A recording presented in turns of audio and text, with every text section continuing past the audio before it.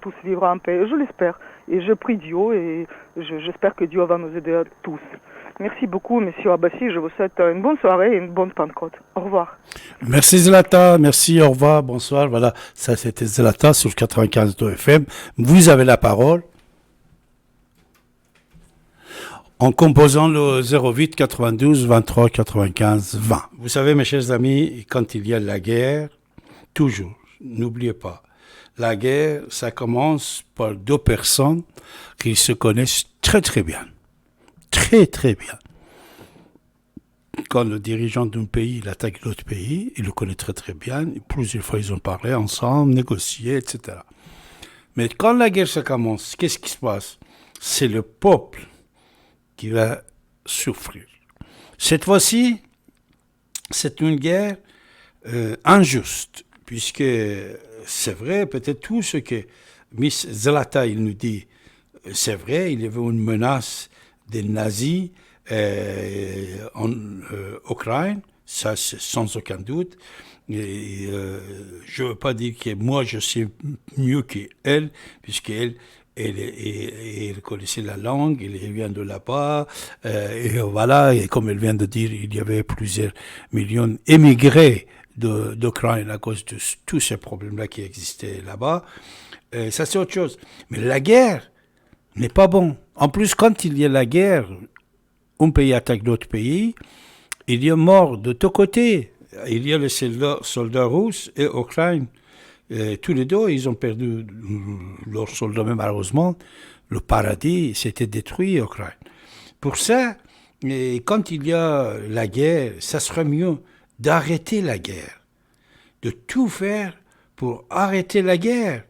Mais je ne sais pas pourquoi l'Occident, il est tombé dans le piège des États-Unis pour vendre des armements et pour donner plusieurs milliards de dollars pour que la guerre ça continue, parce que ce n'est pas l'armée ukrainienne qui est en train de faire face à face avec la Russie. C'est une armée sophistiquée mondiale qui est installée là-bas, livrée toujours.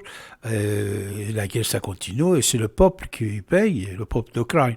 Alors l'intelligence ici, c'était de trouver une solution avec tout cet argent-là qu'on est en train de dépenser pour arrêter la guerre. Alors, solution sans aucun doute il y avait, mais il faut des gens courageux pour prendre des décisions. Mais malheureusement, de l'autre côté, qu'est-ce que vous avez?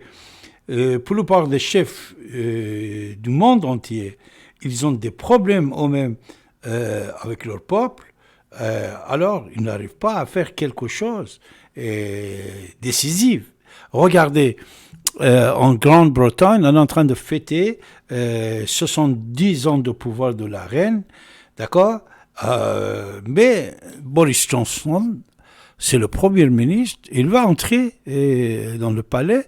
Alors, il y a les gens qui le font comme ils ont fait avec Jean-Michel Blanquer. Il dit, toi, tu n'as pas le droit d'aller t'approcher à notre reine, tout ça, c'est le premier ministre. Alors, le premier ministre, c'est-à-dire les hommes politiques, quand ils ont sous la pression dans leur pays, pour la plupart des fois, cette pression, écoutez bien ce que je dis, je prends la responsabilité de vous dire ça, parce qu'il y a une menace internationale sur la tête de ces gens-là, sur tous les domaines, toutes les choses que vous allez voir. Et quand le peuple ne soutient pas son pouvoir politique, le pouvoir politique ne va pas être 100% libre. Voilà, c'est dans un seul mot.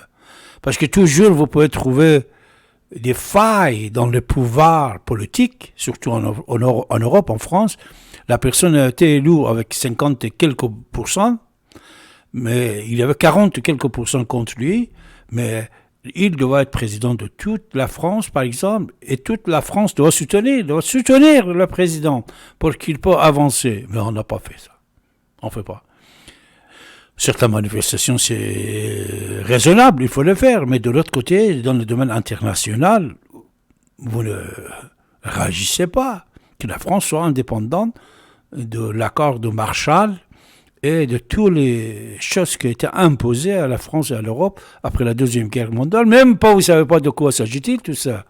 Il faut vous informer, il faut parler de ça. Des choses qui sont importante, mes chers amis. Qu'est-ce que vous faites?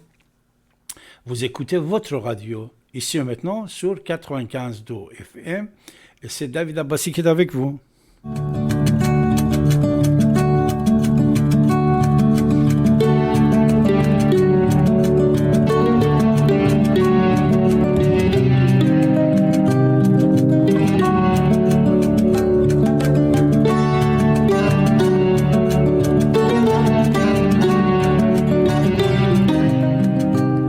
Vous écoutez Radio Ici et Maintenant sur 95.2 FM.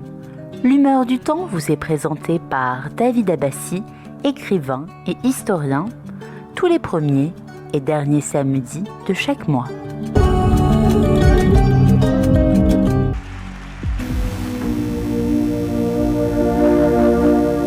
Vous êtes sur la radio Ici et Maintenant.